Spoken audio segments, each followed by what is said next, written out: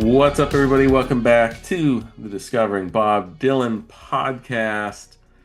This is the first time we've recorded in quite some time. You may have seen our last couple episodes, which were recorded, I think, in January.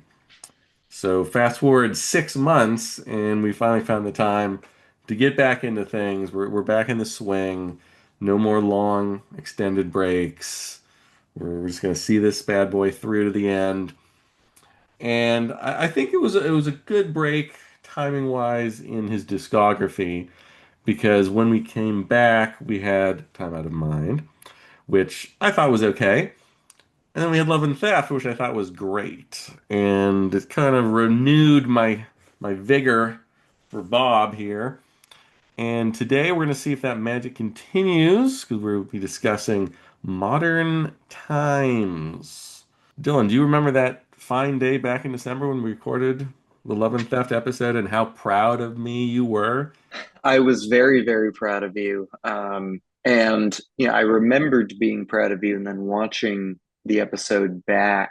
Um, it brought me back to this lovely moment in history where my cheeks were hurting from smiling so much.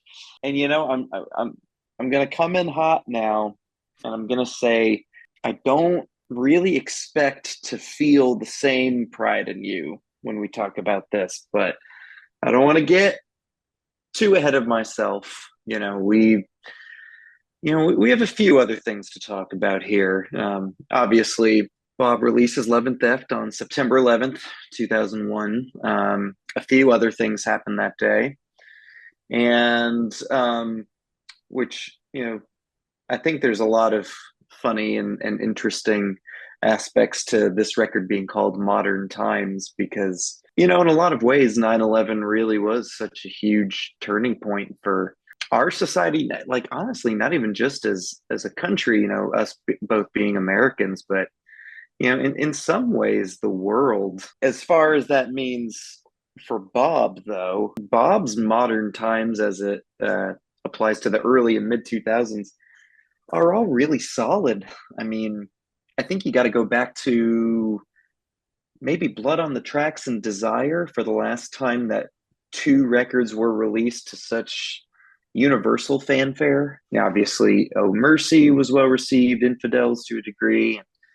Something like Street Legal, I don't believe was necessarily panned, but it wasn't as celebrated as the other stuff. So he's riding that high, and as we talked a bit about in the last few episodes, that is also tied into his live performances at the time. You had the bootleg series. We talked about volume 4 in the last episode. In between these next two records, and by the way, we're about to talk about a record released in 2006. This is a 5-year gap, which has never ever happened.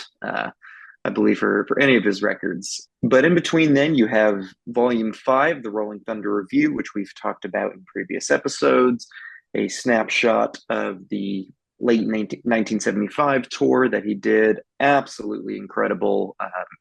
Maybe my favorite live document of his. I've forced you to listen to at least a couple songs from it, and even you have begrudgingly admitted its excellence. Yeah, the break I thought was odd. And I was going to ask you why 5 years almost. It was a little less than 5 years between Love and Theft and Modern Times, which is the longest in his history. He's never had a longer break between albums. Was there something that happened in those 5 years? Like, was there another motorcycle crash or something? Like, what was he doing 5 years? Couldn't put out an album? Come on, Bob, you're slipping here.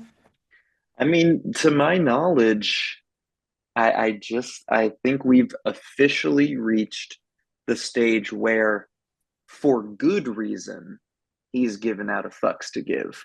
You know, you could argue he got there maybe without good reason in other decades, but at this point, he's put out two albums that have received near universal acclaim.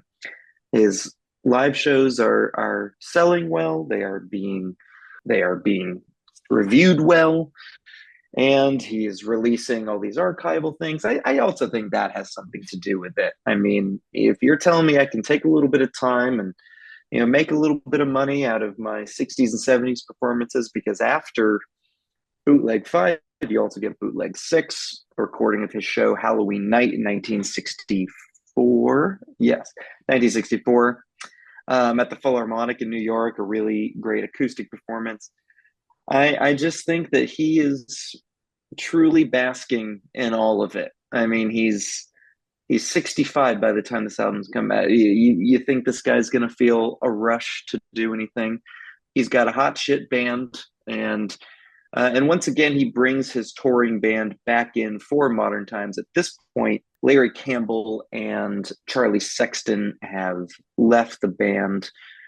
Stu Kimball and Denny Freeman, I believe, have joined. Plus, you have one of his longer lasting band members, Donnie Herron, who's a great multi instrumentalist, plays a little bit of fiddle, a little bit of pedal steel, a little bit of dulcimer, kind of always his Swiss Army knife musician whenever I saw him on tour. And yeah, I think for Bob, it was just a matter of doing what he wanted to do, and what he wanted to do after Love and Theft was Modern Times, which, for my money continues, I think, well, not even in my money, we'll get into my thoughts in a second, but critically, this is often seen as the third album in a trilogy, not dissimilar to the 60s Bring It All Back Home, High 61, Blonde on Blonde Electric trilogy. Modern Times is often seen as the third album of his big renaissance. It's Time Out of Mind, it's Love and Theft, it's Modern Times. This is him coming back. All three records receiving unbelievable acclaim, and recapturing that place at the top of the mountain. And really, I'm trying to think of other artists who have done something similar, and I'm not sure if I can think of anyone in their late 50s, early 60s who have done it to this degree.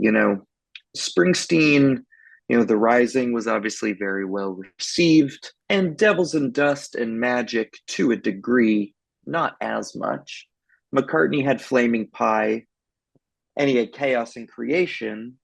But on the other sides of those, Driving Rain was somewhat well critically reviewed, but to this day isn't held up as a masterpiece, a late career masterpiece as the others.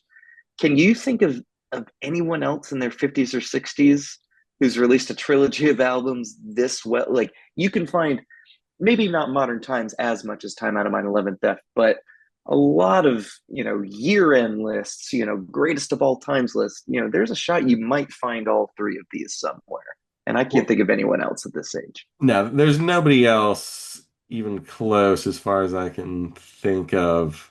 Not to this degree. I mean, maybe you'd see like one album, but Rolling Stone had Modern Times 204th all time. This was before when they were just exclusively doing white people.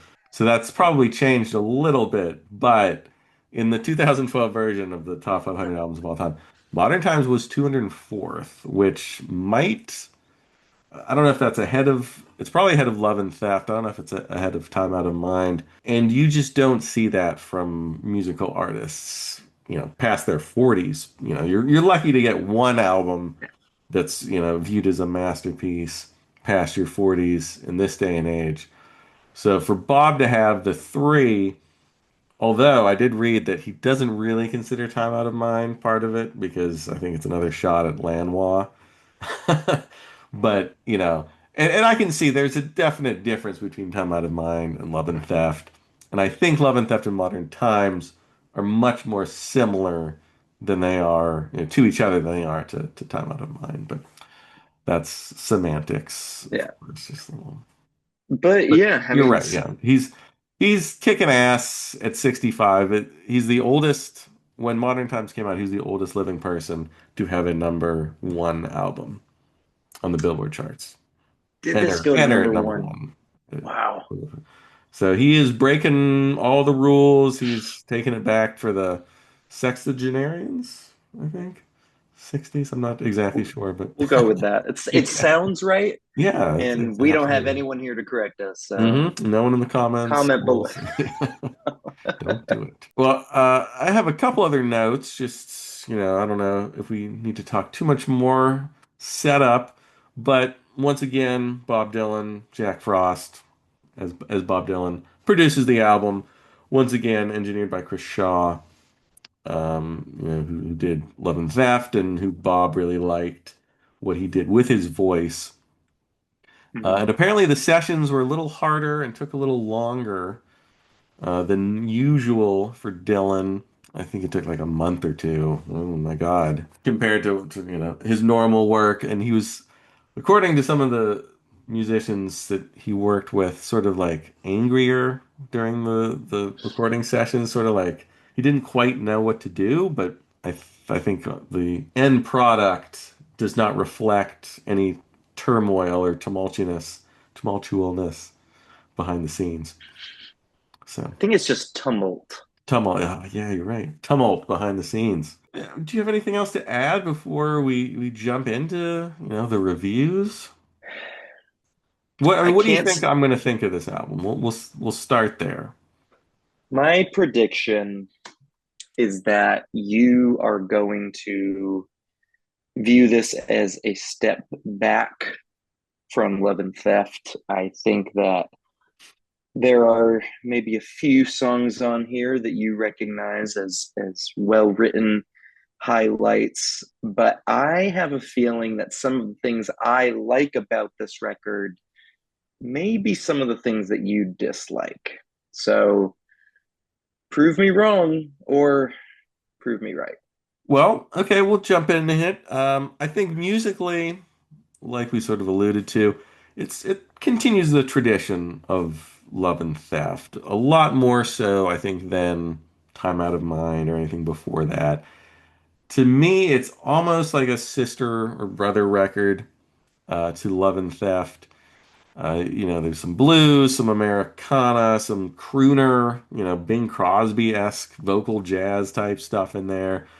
Some 50s styled rock and roll. And I think that kind of goes with what he was doing on Love and Theft, sort of exploring not, the Great American Songbook so much as the Great American Style Book, all the things that made rock and roll, and all the things that led up to rock and roll, the early type of rock and roll.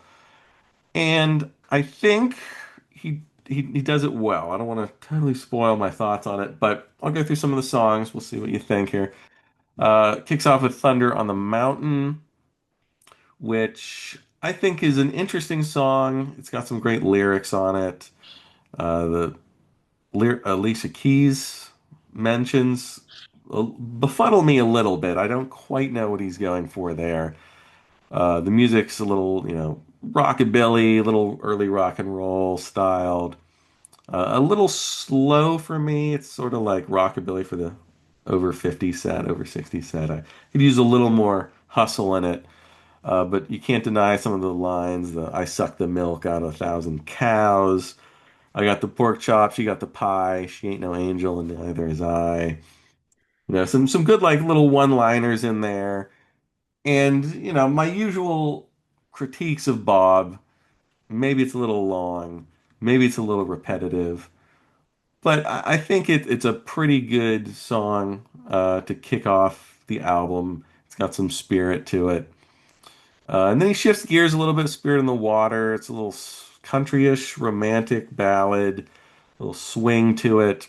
The guitar sounds nice and buoyant. I think the tone on the guitars on this album is really good. Again, doesn't need to be almost 8 minutes long. I don't know. Probably not. Bob may have studied the old masters, but what he didn't take from them is brevity. Those 50 songs are like 2 minutes long. Maybe split the difference, Bob. But I think it's a really nice sounding song, and it shows off, Bob's voice, which on these ballads, these softer, either countryish ballads or the crooner stuff that he's doing, I don't want to like be outrageous, but it might be my favorite vocals in his entire career. He sounds damn good on these like softer crooning songs. And I don't know if it's just like quitting smoking or something, but his range, I think, has improved. The crooner, the country crooner stuff he was doing on Nashville Skyline, I would much prefer this style of vocal to that. And, that's the 60s and 70s we're talking about. That should be the glory days. But there's something about like the grit and the sandpaper, but also the way he carries a melody and the range that he's dabbling in is just it's really alluring. And I think, that's what puts this album, I'll spoil it a little bit, higher on my list than I think people like you would have expected. You're gonna make me cry. Oh, And then you get into a song like "Rollin' and okay. Tumblin'." I Yep, think yep, yep. it's a good bluesy number. I think the blues songs, the more rote kind of standard blues stuff on this album, I don't know why they work better for me than sort of maybe it's just they're a little more up tempo than sort of the dour stuff on Time Out of Mind. And maybe it's just the production and the vocals, I think, again, are excellent here. I love the country waltz of When the Deal Goes Down. Another really great vocal performance. It's got cute lyrics. I could use a little more pedal steel, and maybe that might be my biggest critique of Bob, other than all the other critiques I've kind of labeled against him. I wish he would use a little more pedal steel in his songs. I think there's room for them there. Um, but it's small quibbles. Someday Baby, maybe a little more the standard blues stuff, but again, his voice very playful. He uses his range well, great guitar tone, even with the repetitiveness, the repetitive nature of some of these songs. And this is a long album with every song basically 5 minutes plus. And I don't think I noticed the length as much as I usually do. And I don't know, maybe I was just listening closer than I usually do, but you know, I mean, I listen close, but Maybe I'm just smarter than I used to be. maybe he's finally getting under my skin, weaseling his way in. I don't know, the tone is great, the guitar work's great, the little things in the background are great. You don't always notice them because his vocals are right up front in the mix, but there's some cool stuff going on in the back. Even Working Man Blues 2, which I was kind of dreading because usually when Bob puts a number on a song, it's like his worst version of whatever. But I was pleasantly surprised. Working Man's Blues 2, number 2, again, a strong melody that his melodies are improving. I don't know if it's because he's stealing from more people or what, but like his melodies and his vocals have gotten better in these last two albums than maybe in his entire career. Some great piano in there, some violin. My actual critique is that the song fades out right when the instruments kind of get going. And I don't want to say I wish the song was longer, but there's room for like 30 to a minute more. A little coda instrumentals in there. We got another crooner mode Bob song with Beyond the Horizon, which I think is great. It's a little light jazz to it. He's got a nimbleness in his vocals on songs like this. He's even doing like a little vibrato that I don't know if I've really noticed that much before. And it's just a really pretty song, and he sings it really well. And if these are words I didn't think I'd be saying again, but here we are. Nettie Moore's another great one. The way it rises. I can't. Maybe he would do this back in like the 60s and 70s, but I'm hearing these vocal parts that I'm just like trying to think of like, did he ever do this before? Like, has he ever been this good on vocals? And I don't know. I really don't know if he has. Like, it kind of left me sort of taken aback by how good some of these melodies were. I like the wordy verses, and then he goes straight to the heart with the chorus, kind of simpler, adds poignancy. And then the last two songs is kind of where it goes wrong for me. The Levee's Gonna Break. Uh, I'm I could go without a song like that. I know it's sort of like in his wheelhouse, but it just feels sort of standard blues reproduction and not so much elevation of the material. Like it's good and it's skillful and everyone's playing well, but to me it just kind of feels like stuff we've heard a million times and we didn't really need to hear it again. Especially when you go with Ain't Talkin' at the end. You got like 14 minutes here where I was like riding high, and then it's like, here's sort of the Bob that I don't love. Ain't Talking feels it's like too close to Tom Waits for comfort for me, and it didn't torpedo the album or anything, but maybe left a slight bad taste in my mouth, coming off what I think is a run of just like great, great songs. So maybe I'd rearrange the track listing if I had my way. But I think all in all, everything really works for me here. The production's great, the instrumentation, the playing, great, the guitar tones, especially for like '06. And that is something, you got to talk about because it's not cutting edge stuff that he's doing here, but for the time, it sounds really good, and it sounds like I imagine, this type of album should sound like. There's no like sort of digitalization and kind of like overdoneness that sometimes would pop in the 2000s. I think of like not so much his peers, but his followers like Springsteen, and they had good stuff here, but this feels very organic and. But I got to give credit to Bob Dylan's production here because I think it really works. It really sounds good. And I'll come back to his vocals. I think maybe the best he's ever had because I do think it's better than Love and Theft. And I'm trying to think of a time like maybe like New Morning or maybe like Blonde on Blonde. But the playfulness, the nimbleness, the range in Bob's voice, the melodies that he's carrying, really at the top of his game there. And I really like what he's turned into in his old age. So I don't know if I'm quite at 4.5 stars. Maybe we'll see if I can get there by the time we do the the final. But to me, I'm giving it a lower rating than Love and Theft, but it's not. It's like zero point 0.2 lower. Like it is right there, I think, with Love and Theft, and a really good sort of like 1-2 punch.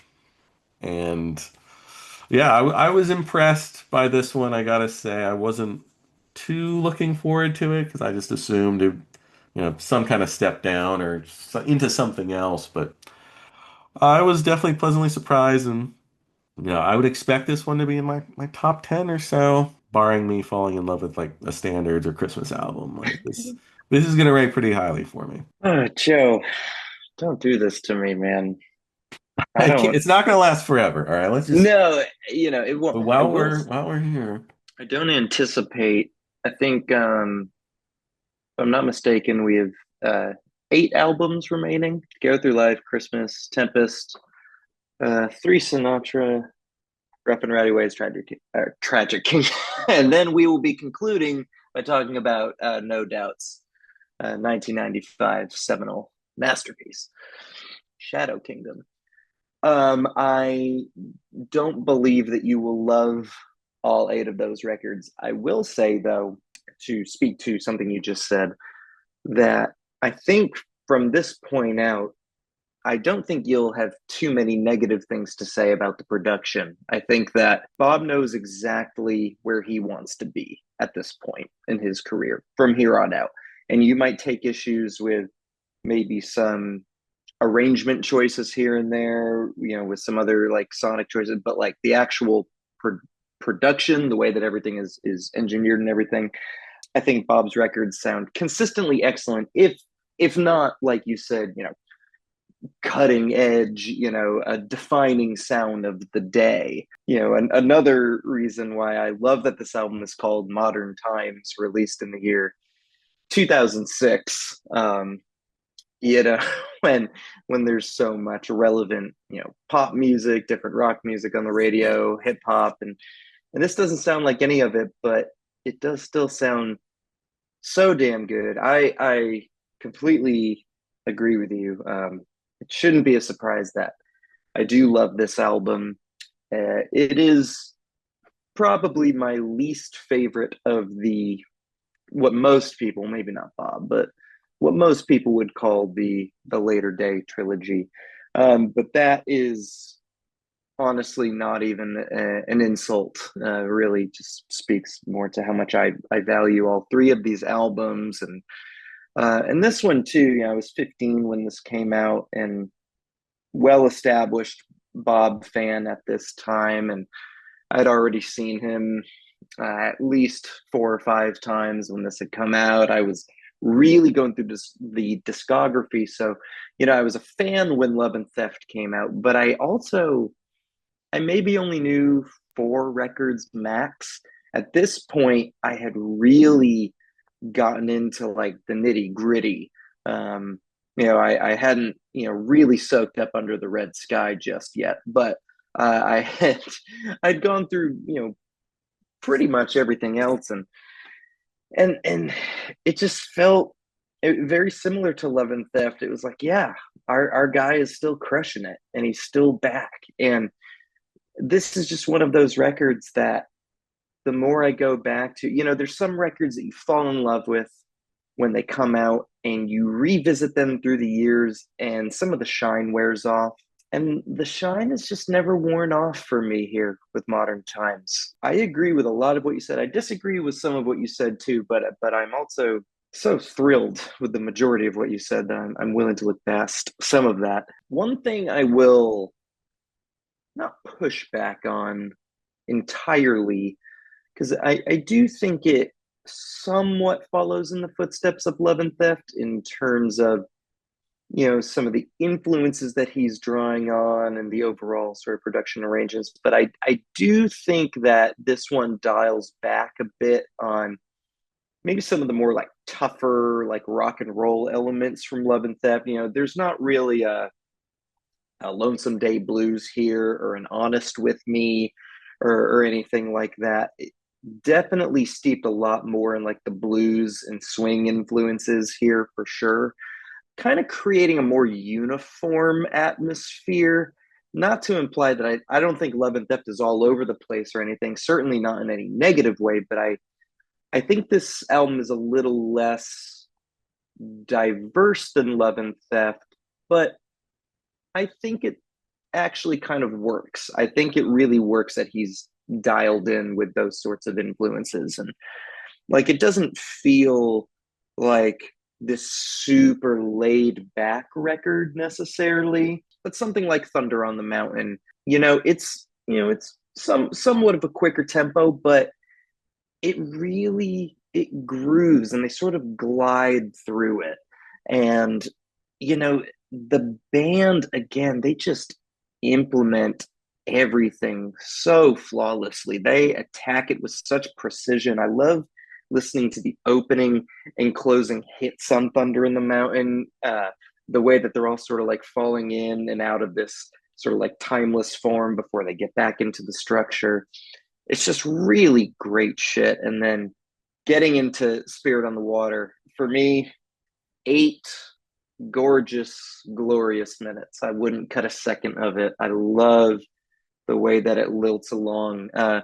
Very much feels like you're floating on water, I think, listening to that song. And it's delicate, but it's commanding. The way that they're all locked in together. I agree with you. Fantastic guitar work. The musicianship all over this record. I mean, Nettie Moore is one of the most musically interesting songs in his entire catalog, and they handle it with such grace and perfection. I'm pretty sure it technically stays in 4/4 the entire time, but the way that they phrase the chord hits, no, maybe it doesn't stay in 4. Maybe there might be like a phrase of 11 or something. And granted, we're not talking, Danny Carey's not drumming on this song. This this isn't like a part of a Rush epic or anything. But even still, like to even be discussing, odd phrasings or time singing, it's like you don't get that a whole lot for it to pop up at this stage of his career and something that's so subtle, it's brilliant writing, it's brilliant playing. You know, they're never too loud, they're never too quiet. It's a balance that you can only strike if you are a true seasoned veteran, which everyone on this record is. I mean, they're the best of the best, and they sound like it. Yeah, Nettie Moore in particular. I mean, again, just one of the finest love songs he's ever written. I think you said it really well. Like a lot of great Dylan compositions, utilizing this absolute chorus to tie together multiple verses that might seem unconnected otherwise, but when you get to the chorus, everything makes sense. Very much like I Want You in that way. Yeah, one of his loveliest melodies, and I'm so happy to hear you recognize the melodies and the vocal performance. I do think I'm excited for you to go back to Blood on the Tracks because this album actually reminds me a lot of Blood on the Tracks melodically. People tend to get so tuned into the lyrics of Blood on the Tracks, A, because it's Bob Dylan, and B, because it's the greatest divorce album ever, and that's great. That is part of why it's one of the greatest albums ever. But the melodies on those songs, I think that they'll reveal themselves a bit more to you the more that you go back to them. And definitely on some of those, you know, I think Desire and New Morning are very, very melodic records. But I agree that the state of his voice, it does weirdly make them shine, doesn't it? Like, isn't it so weird that even with the gravel, even with it, he's not totally Waitian yet, but isn't it weird though how it highlights the excellence of the melodies and the excellence of his singing?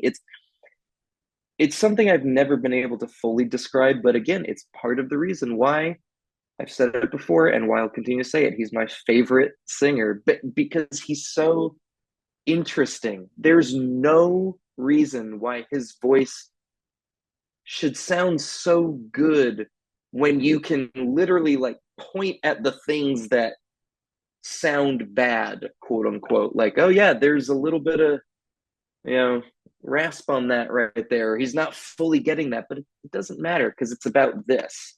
He's singing it with so much conviction. And that's why Nettie Moore is my second favorite song on the record, my first favorite song, and probably quite easily a top 25 Dylan song, period, for me, is the remarkable Working Man's Blues #2. Now, see, I like the number songs personally. You know, Rainy Day, number 12 and 35, maybe it's the weakest track on Blonde on Blonde, but it's Blonde on Blonde, you know. Billy Ford. Anyway, Working Man Blues #2. Oh my God. Just, again, musically, I think the band reaches their peak on this song. Phenomenal arrangement. The piano and acoustic guitars, especially in the intro, incredible musicianship. And this is a song, too. He touches upon similar themes throughout his career. You know, North Country Blues on the times they are changing. He gets there. And North Country Blues is written like a lot of his earlier political songs. They're extremely well written. They are written from the viewpoint of someone who is very, very passionate and seemingly set in their beliefs at a young age. And there's nothing necessarily wrong with that, but they do oftentimes, some of them, not all of them, sound like someone in their 20s who just thankfully happens to be a lyrical masterpiece. So they, are a lyrical genius. So they still sound very intelligent. He gets there a bit on Union Sundown, on Infidels, which I think there's a lot of good intentions behind that song. And I think it's weighed down in a bit too much overt politicism. Some of which I might agree with, some of which I don't, depending on the day. But this song, he finally fully gets it. It's such a compassionate story, of the blue collar working man. I mean, this is God, every single verse, you know, takes you through the life of this guy, told as well as, I think everyone always thinks of Springsteen as the guy who writes about, the blue collar worker, and he certainly did so many times as well as anyone. And Bob just nails it here. And you hear, you know, Bob Dylan at this point in his life, it's been over 40 years since he's known anything close to normalcy. And the fact that he can still convey the bitterness in a line like, some people never work a day in their lives, that they don't know what work even means, from the viewpoint of someone who would normally feel that way. It's just, it's miraculous. It's a master class of lyricism, vocal performance, everything. Absolutely love everything about it. Two things I will slightly push back on. First is, I love Ain't Talking, and maybe it's the Tom Waits fan in me that loves wounded flowers and hog-eyed grease and dead man shields and, all the apocalyptic visions. But for me, it's the imagery cast against the super moody backdrop, that sort of chromatic dun dun dun, just a walking dun dun dun, like it's so cool the entire time. And unlike some of his other modern day epics, see Highlands, not a single word to me feels unnecessary. So, I think that there's a lot of love in this album, honestly. But I like that right at the end of the album, it does sort of turn towards the, I don't know, the darkness and doom that is always a little present on his, and same thing with Love and Theft, really. I mean, Love and Theft is a funny album, a happy album, but Sugar Baby at the end, there's a despair to it that somehow feels right. And I feel the same way about Ain't Talking. I do agree with you on The Levee's Gonna Break, which is definitely my least favorite song on the record. And maybe it seemed timely in the aftermath. Hello, Fiona. Maybe it seemed timely in the aftermath of Hurricane Katrina, but I don't think that any of the lyrics really reach a level of poignancy that would be appropriate for such a eulogy.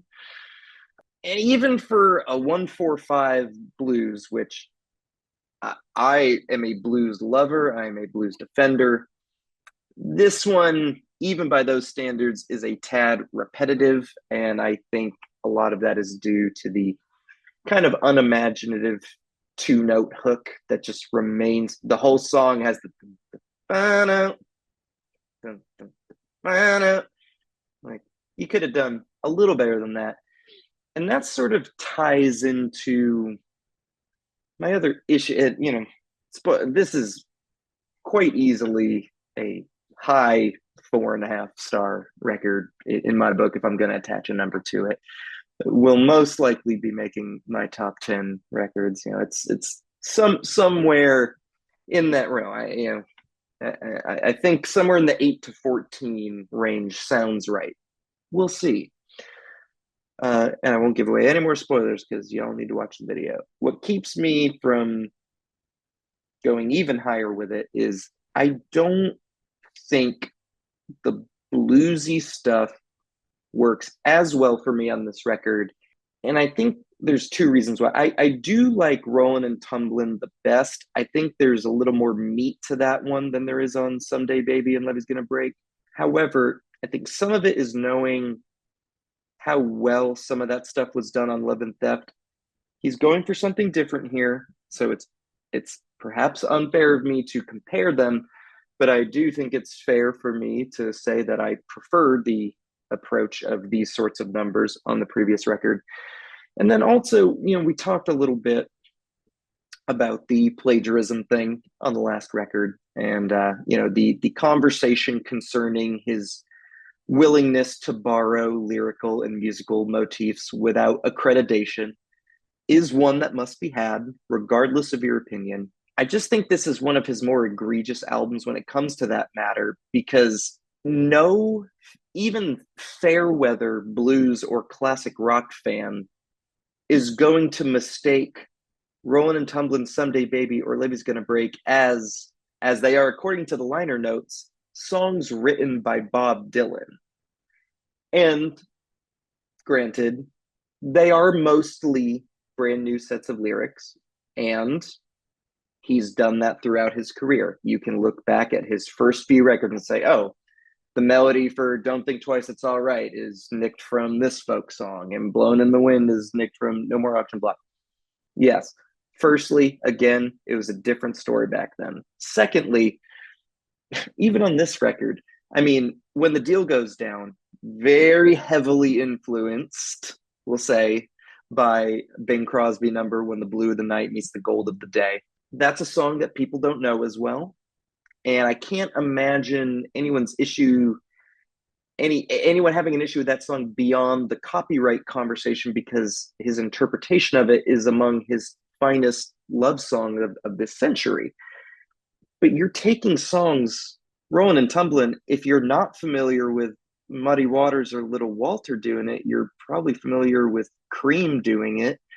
If you're not familiar with Muddy Waters doing Someday Baby, or Someday Baby Ain't Gonna Trouble Me No More, Trouble No More, I think that's on Eat a Peach and the extended Fillmore East, and the levee's gonna break. So, maybe there's a commonly, referred to one of the greatest rock and roll albums of all time that uses something like that, even if you don't know Memphis Minnie. It's one of those things where it's like, nah, Bob, I think you're getting a little greedy here with that one. You know, it's one thing to take a Bing Crosby number that not a whole lot of people in 2006 are listening to. And, we'll talk about it when we get to Rough and Rowdy Ways. There's songs on that record that are almost like note for note stolen from other songs. And listen, there's so many ways you can take that conversation. Far be it from me to be the final arbiter on what is and what isn't right. I think for me, I don't dislike any of these songs, and I do particularly like his version of Rollin' and Tumblin', but I don't know. There's something about it. Maybe me just being so familiar with those songs where I'm like, especially knowing how well he's writing some truly original material here. I'm like, this seems like not your finest effort. Yeah, I think greedy. He's getting greedy was a good way to describe it because it very well and should be, traditional. Even if you go traditional arranged by Bob Dylan, or Yeah, there's ways to do it where it doesn't look like you're just sort of like steamrolling people. Be like, it's in the past. Nobody knows about them. Nobody cares. yeah, Like, we get on Led Zeppelin for doing it, but at least they learned eventually. Like they yeah, added the credits, like, maybe somebody had to get sued and stuff like that. But in 2006, you don't expect someone like Bob Dylan, who has, the legacy and sort of, the attachment to all these old songs, as like an arbiter of folk and blues, to be like steamrolling yeah, these people. So it is odd. It is kind of yeah. odd. But again, the other side of it is, okay, some of these songs probably could, maybe even should be attributed to written by Bob Dylan and Willie Dixon. The other side of it is, who's to say Willie Dixon didn't steal it? With so many of these blues and folk songs, which is why I always have such fluid opinions on it, because I know that is where Bob is coming from. That is the overall world that he was raised in, he grew up on. And to some degree, there's a validity to it. If not, I think an understandableness to it. It really doesn't cheapen the album all that much for me because again, with pretty much all those songs, they are still original sets of lyrics. But all that aside, though, I really do love this record, and this is one in particular. There's certain other albums of his that I go to at certain, Time Out of Mind for me is a nighttime album. New Morning is a morning record. Modern Times I can throw on any time of the day, almost any day. It is such an agreeable record to me. A sonic joy. I agree with you. Fantastic production, and yeah, I think we're coming up on 20 years of this record, which is insane. Again, because like we talked about, almost 30 years ago with Time Out of Mind, it was like, wow, maybe this is Bob's swan song, and he hit it out of the park. And he's made 10 more since then, and Modern Times is one of them, and I love it, and I'm so happy to hear that you enjoyed it even more than I thought you would. Yeah, I think the first time I listened to it, it was sort of not paying close enough attention, and I didn't know how I felt. I felt a little off, and I think I got the wrong impression of it. And maybe I was just like listening during like just the blues numbers or something, because I went in the second listen thinking, all right, I'm 3.5 maxing out here. And I don't know, I guess I just must have missed some of the subtleties of the album. I think it's a very subtle album. And I Yeah, think a lot more so than Love and Theft, which is kind of just like right in your face a little bit more with everything that's going on. Here, the instrumentation is dialed back a little softer, like you said, and you really do have to give it a close listen because I think it does reveal itself more than some of his other albums that I've listened to in this, long and winding journey. It is one that definitely improved on repeated listens instead of, like we've talked about, something like maybe Saved, where it's a little more obvious, a little more upfront, doesn't reveal as much through repeated listens. I think this one, if you don't like it the first time, listen to it again a little closer, and I think anyone who likes Bob Dylan should really like this album. So I'll be interested to see in the comments if there's any sort of negative, comments and opinions on this one because it just feels very agreeable, like you said. Like it's just anytime you want just like a Bob Dylan album that covers like all the bases, just throw this one on and you'll be happy. well, I know one of our friends, and I gave him a shout out last episode. So I don't know if I should out him again publicly, but he knows who he is, and hey, buddy, good to see you. And in case you're there asking yourselves, like, what does he mean by our friends? Joe and I having shared friends. Well, yeah, we do because if you check the comments below, or the the box below with all the links, see a link to the Taste Like Music Patreon, and I believe if you donate, is it even just $1 to that Patreon, Joe? Then you can become a part of the Taste Like Music Discord community, and you can come talk to us all day, every day, where we talk about many things, including, perhaps begrudgingly for Joe, Bob Dylan, quite a bit. Yes, yes. Join the Patreon. You can jump in to the Discord and talk Bob Dylan to your heart's content because there's always someone willing to talk about Bob Dylan there. It's kind of I annoying sometimes to me, but that's what we have wrought with this series. A lot of Bob Dylan fans floating around, so it's all right. It's all right. I'm used to it. It's fine. I fondly remember the week where you changed the country and folk channel title to country and folk, but mostly Bob Dylan. That was excellent work. Probably my finest hour Yes, very, ever very good. my entire life. Well, Well, I think. I mean, I think we're done with modern times for the Yeah. most part. And then we have an album that I have another album, because this is not the first time I've said this. Absolutely zero idea what's going on with Together Through Life. Not, I didn't know it existed before, we started this podcast, and I have no idea what I'm in for Together Through Life. I think there are a lot of people who might even consider themselves relatively big Bob Dylan fans who are unaware of Together Through Life. People who have probably listened to Together Through Life who are um, unaware of Together Through Life. But I think that if you are going to go together through life with anyone listening to these records, I hope you're happy you're doing it with me because I am here to guide you. And as we go into Together Through Life from 2009, the first of two records from 2009, you know, I'm trying. I think 1973. Well, okay, so Blood on the Tracks and Basement Tapes both came out in 75, but Basement Tapes recorded late 60s.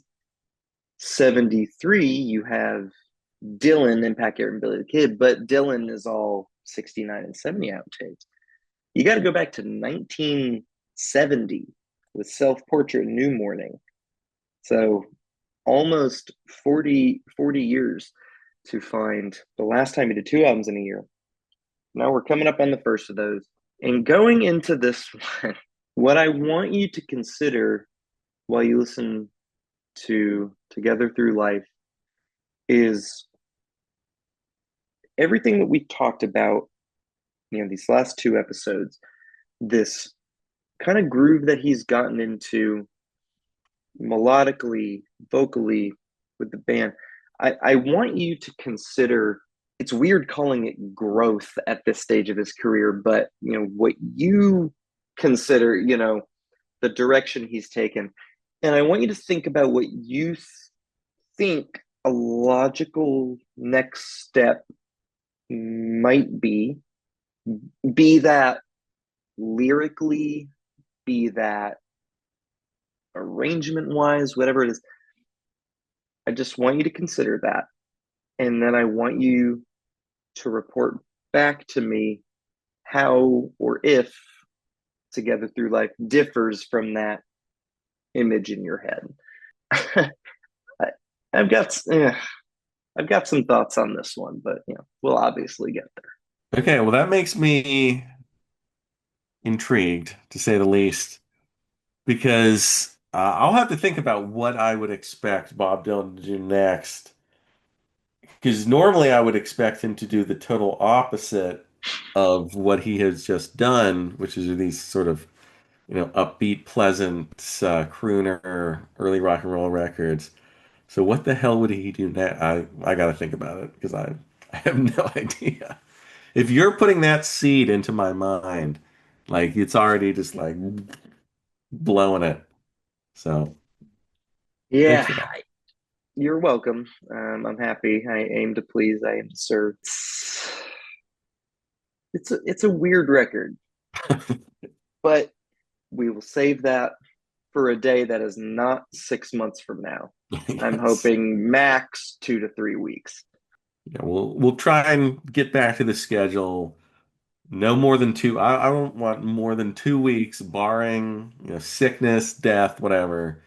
1 to 2 Don't put weeks, I that think. into the universe. Jesus.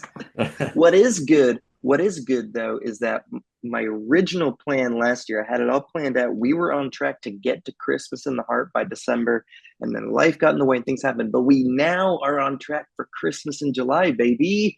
Let's go. Come on now. Perfect. Couldn't have planned that better. Can't wait.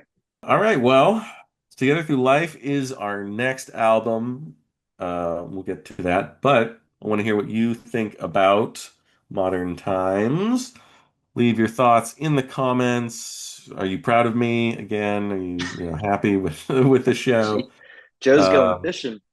hey, I need some positivity in my life. It's been a long, what, 30 episodes, however long we've been doing this. I've gotten like three or four maybe where it's like, oh yeah, I agree with Joe. Yeah, good job, Joe. So I'm expecting more in the comments for this one, and then I'm sure I'll disappoint again, but for now, let me have this one. Like the video, subscribe to the channel, check out the description for all the social media stuff, the Discord, the Patreon. Join the Patreon, jump in the Discord. We're talking Bob Dylan, we're talking new music, old music, all music. And then get your listening in together through life. Hopefully, a week or so. We'll get to it. We'll talk about it. So get listening. We'll see you next time on the Discovering. What show is this? The Discovering Bob Dylan podcast.